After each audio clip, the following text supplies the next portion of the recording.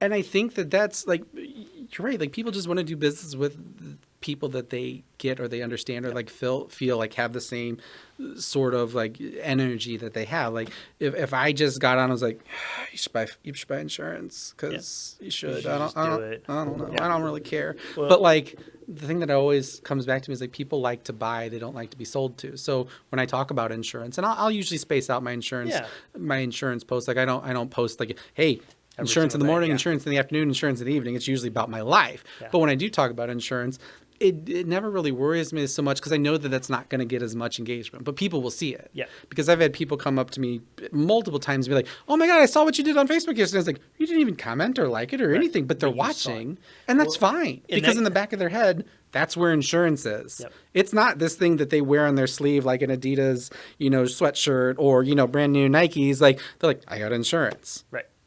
You don't need to see it. Yeah. We don't need to talk about it. Well, and that's insurance. That's perfect because Jeff and I talked a lot in that episode about like just the algorithms and all that stuff. Mm-hmm. And that's exactly what it is. He says, 10 to 20% of your content should be business, 80 to 90% personal. Right. Because people are going to engage with the personal stuff. They're going to see your business stuff. Even if you don't get engagement on it, they're seeing it, right? Yep.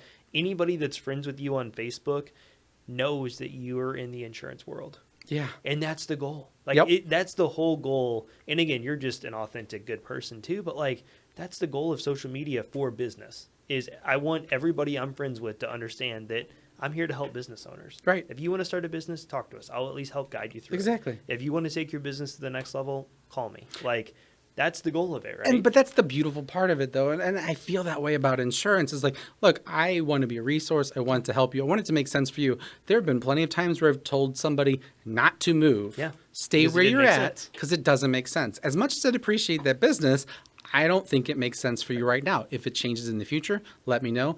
And 9 out of 10 times, it does work out in the future. Yeah. But if you force the sale one time, and this is another thing that's been huge for me, is like I point blank tell people, I am not interested in being your agent for 1 year. Yeah. I want to be your agent for the next 10 to 20 years. Right. So if with that mindset, because here's something that always happens with every insurance policy that's ever been written, price is going to go up at some point. What? That happens? Crazy. But know, right? It's either going to go up, it's going to go down, or it's going to stay the same. And I always tell people, like, you have a responsibility because we're going to know what that pricing is about 45 days before you renew. It's going to do one of 3 things. If it goes up, and it only goes up $5, you might not care. But if it goes up $1,000, different story. You're going to be calling me and go, Patrick, what's the deal? Well, and here's the beauty. You're a broker now. So exactly. So I'm going to look for solutions for you. And I'm going to give you the best of what I have. And as long as you trust me to do that part of it, we can have a relationship for as long as you want. But one thing that I won't do is I won't short you on coverage just to make the sale. And I won't, berate other carriers because every carrier has its strength. That's why there's not just one insurance company. So absolutely. You have to play to those, and some of them have a bigger appetite for it. And there's a lot of things behind the scenes that a person just walks in, well, why does my brother pay different, amounts for insurance? It's like, your brother drives a 92 Honda Civic that's been free and clear and he's liability only, and you've got a 2018 Lexus. So maybe be nicer to your brother because he's whatever. You know what I mean? So like, but people always get that in their head. Well, like, why am I not paying that? It's like, it's all situational. Yep. You just had a 16-year-old get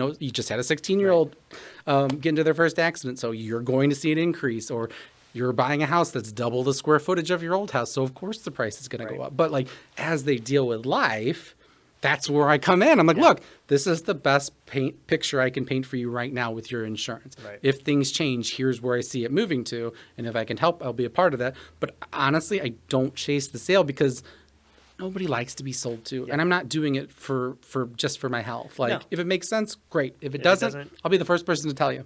Because I'd rather you refer me to somebody else and go, hey, Patrick couldn't help me, but he will at least tell you what's going on. Versus, oh, yeah, I bought it and it's whatever. To watch the full episode, visit PCA Overdrive.